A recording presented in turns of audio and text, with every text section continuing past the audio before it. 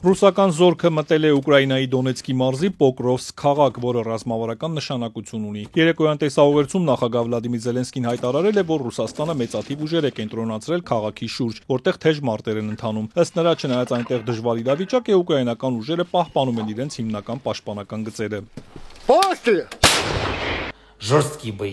Իհարկե, սա դժվար իրավիճակ է ստեղծում Պոկրովսկում եւ հարակից բոլոր տարածքներում, քաղաքում եւ ծայրամասերում թեժ մարտեր են ընթանում։ Քաղաքում թշնամու հետախուզական եւ դիվերսիոն խմբեր կան։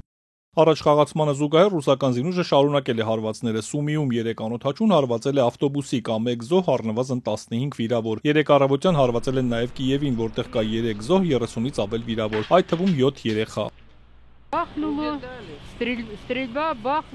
Կրակոցներ լսեցի, հետո պայթյուն եղավ, որոշեցինք փախչել բնակարանից, քանի որ ներսում շատ ուժեղ ծուխ էր, ոչ կարողանում էի վեր կենալ, ոչ էլ քայլել, այդ աստիճան սթրեսի մեջ էի։ До такой степени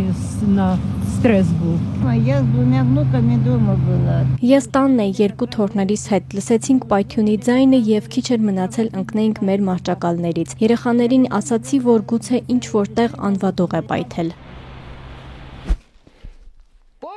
Ուկրաինական զինուժն իր հերթին պատասխան հարվածներ է հասցրել Բրյանսկում, հարվածել է միկրոավտոբուսի, վարորդը զոհվել է, 5 մարդ վիրավորվել։ Ռուսաստանը նաև հաջողությամբ փորձարկել է միջուկային շարժիչով Բուրևեսնիկ թևավոր հրթիռը, ինչի մասին գլխավոր շտաբի պետը զեկուցել է նախագահ Պուտինին, որը զինվորական համազգեստով այցելել է ռուսական զորքի հրամանատարական կետերից մեկը։ Վալերի Գերասիմովն ասել է, որ հրթիռը կարող է շրջանցել ցանկացած պաշտպանական համակարգ, թռչում է 14000 կիլոմետր եւ օդում կարող է մնալ 15 ժամ։ Սակայն սրանք ըստ նրա հրթիռի առավելագույն հնարավորությունները չեն։ Պուտինն էլ ասել է, որ Բուրավեսնիկը պետք է ներառել զինված ուժերում։ Մենք պետք է որոշենք, թե որ դասի զենքին է պատկանում այս նոր համակարգը։ Պետք է որոշենք դրա հնարավոր կիրառությունները եւ սկսենք պատրաստել ենթակառուցվածքները մեր զինված ուժերում այս զենքը ներառելու համար։ ԱՄՆ նախագահը հայտարարել է, որ հրթիռներ փորձարկելու փոխարեն Պուտինն ավելի լավ է կենտրոնանա պատերազմն ավարտելու վրա։ Ըստ Դոնալդ Թրամփի Ռուսաստանը շատ լավ գիտի, որ ԱՄՆ-ն աշխարհի ամենամեծ միջուկային սուզանավն ունի, որը Ռուսաստանի ափերի մոտ է եւ մի քանի հազար մղոն ճանապարհ անցնելու կարիք չկա։ Նրանք մեզ հետ խաղեր չեն խաղում, մենք էլ նրանց հետ չենք խաղում, ասել է նա, հավելելով, որ նոր հրթիռն իրեն զինանոցում ներառելու մասին Պուտինի հայտարարությունը տեղին չէ։ Կրեմլի խոսնակն իր հերթին մեկնաբանելով Զելենսկիի հայտարարությունը, թե Ուկրաինան արդեն մեծ հեռահարության տեղական հրթիռներ է կիրառում, հայտարարել է, որ Ուկրաինան առանց Արևմուտքի աջակցության չի կարող նման հրթիռներ արտադրել։ Իսկ եթե նման հրթիռներով հարվածեն Ռուսաստանի խորքերին, ապա հակահարվածը շատ կոշտ կլինի։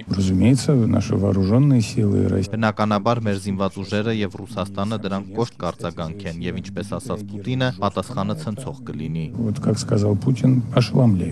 Ռուսաստանի նախագահի տնտեսական հարցերով հատուկ բանագնաց Կիրիլ Դմիտրիևը, որն ԱՄՆ է մեկնել Բուդապեշտում Պուտին-Թրամփ հանդիպման չեղարկումից եւ Ռուսաստանի նկատմամբ ամերիկյան նոր պատժամիջոցներից հետո հայտարարել է, որ ռուսական պատվիրակությունն այս օրերին ԱՄՆ վարչակազմին է փոխանցում Մոսկվայի դիրքորոշումը, որ Ռուսաստանի հետ ուժի լեզվով խոսելն անիմաստ է։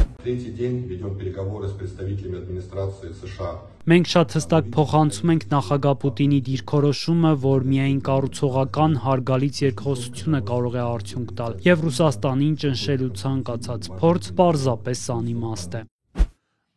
Ռուսաստանի արտգործնախարարն էլ հայտարարել է, որ ԱՄՆ պետքարտուղարի հետ անցած շաբաթ ունեցած հեռախոսազրույցն այնքան լավ է անցել, որ առայժմ ոչ մի հանդիպման կարիք չկա։